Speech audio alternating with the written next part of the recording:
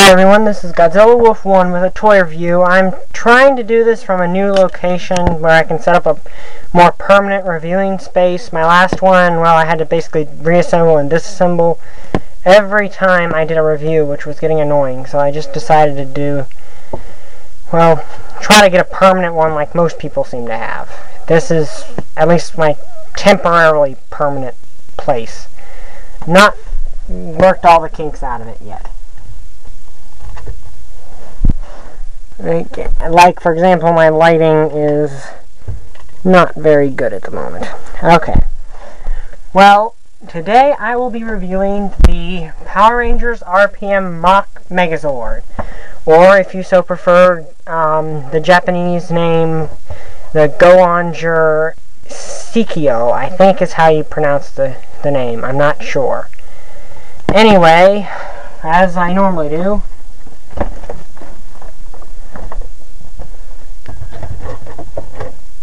here's the box.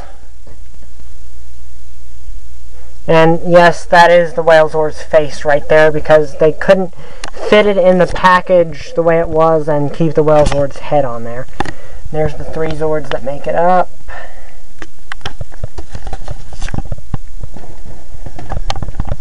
There's Guardian figures on the side. More Power Rangers figures, most of which I won't be getting. And there's the Yellow Ranger. I cannot find her anywhere. I need her to her and the Silver Ranger to complete my set, and I cannot find those anywhere. Sorry. Anyway, more Megazords on the back, how to combine them, and everything like that. I'm probably not going to be able to combine them on screen for this review simply because I don't have enough space to do so. Okay, let's get this review started. Here is... hold on. Okay, that's better. Engine... well, no, Zord number 7, the Falcon Chopper, I think is what it's called. But, here's the thing with this little guy. In the Japanese version, it is Engine Tripter, I think is what it's called. It's a chicken. And if you heard that, that's my dog. It was a chicken, and even in RPM, they refer to it as a chicken. So, yeah, I don't know why that's called a falcon. It's clearly a chicken. I mean, it's got the... I don't know what that's called, but yeah, it's got that. Anyway, nice detail on this thing. I do like it. It's not my favorite Zord, but I still like the detail. Got your little missile pods right there. Pretty good detailing. The stylized number 7 right there. Yeah, overall, nice little Zord. Okay. Moving on. Number 8. The Tiger Jet. Or in the Japanese version, I believe this is, I can't remember, Jetros, that's his name. Engine Jetros. And in the Japanese version, they didn't have this in the American. It has a missile that's shot out here. I can't remember what it was called. It was like the Jetros Tomahawk or something. I don't know what it was called. Anyway, yeah, it's a tiger, it's a jet. It's the Silver Rangers. This is probably my favorite of the three. It's probably my favorite Zord out of this set. Nice wing spread. Yeah, and in case you haven't noticed, all three making up the Mach Megazord are flying vehicles.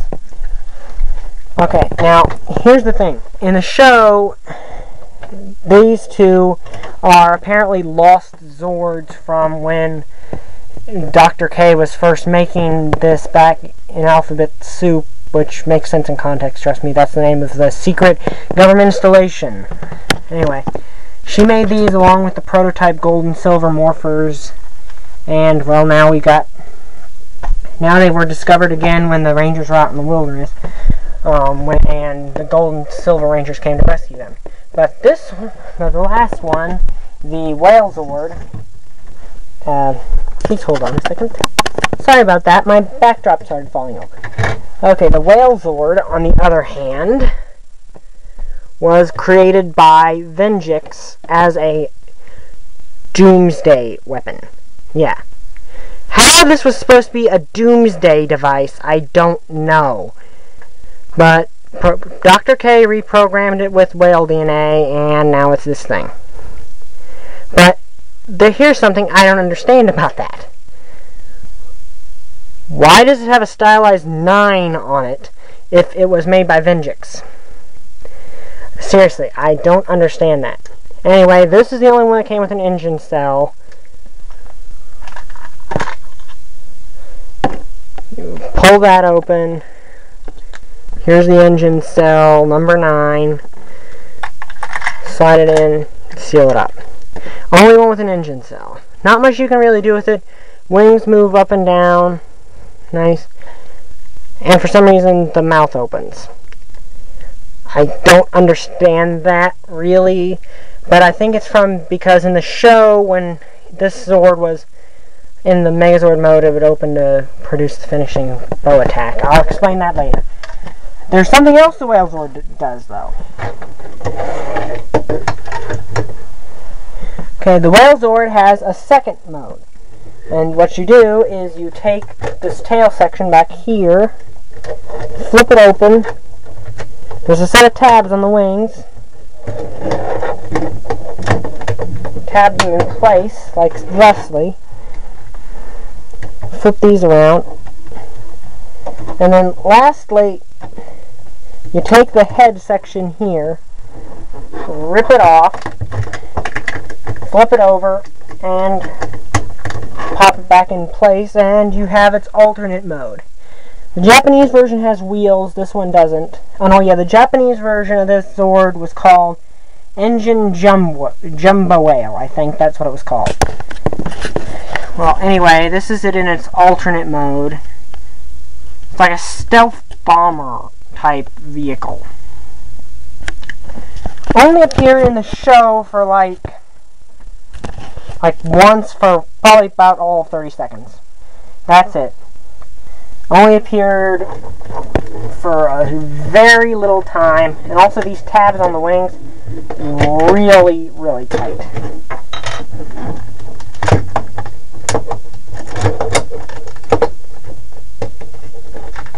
Yeah, so there's that little feature.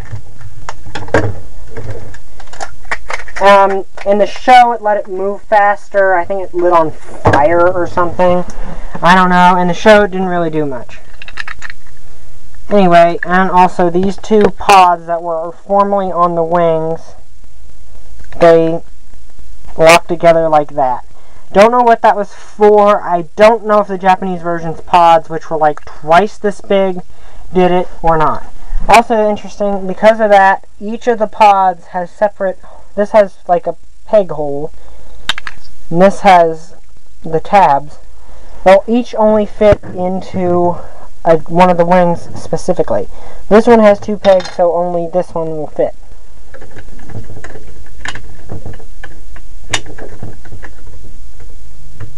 And this one has 2 peg holes, so only this will fit.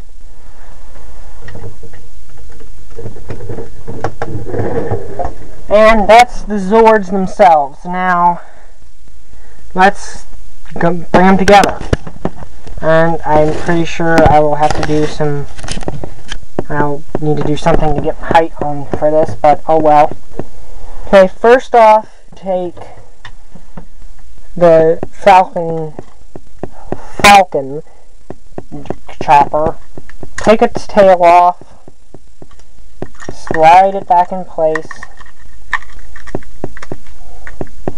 backwards, like so. Yeah, that doesn't really like to stay in there. It's, yeah, kind of tricky. And you take the Tiger Jet, rip the wings off of it. It's actually locked in there pretty tight. And there's 2 little peg holes in there, 2 little tabs in there.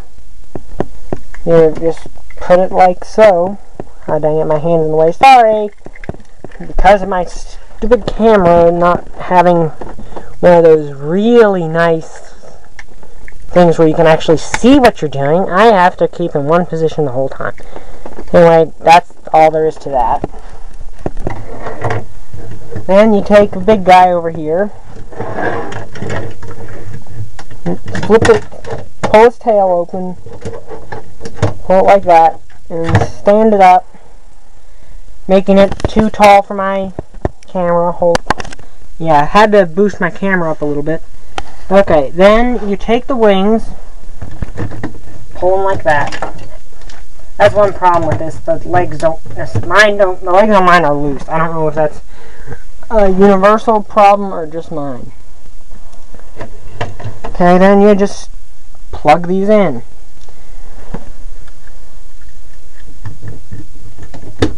That one on that arm. I think I got in your way that time, but oh well. That one in there. And finally, the face reveal.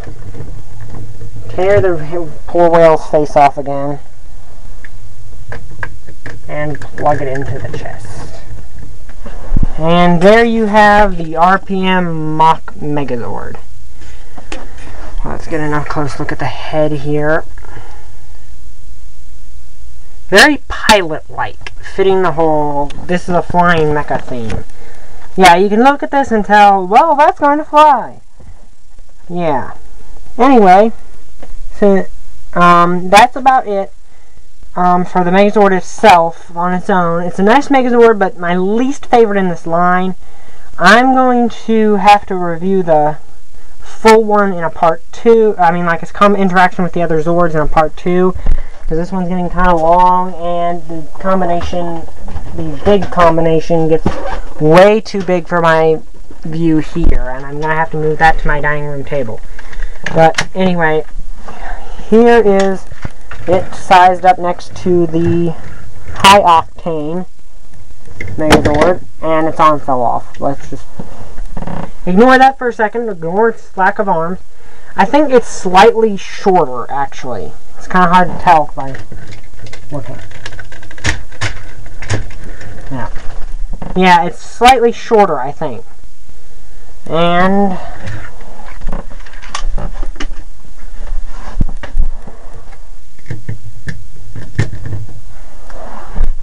the Valve Max Megazord.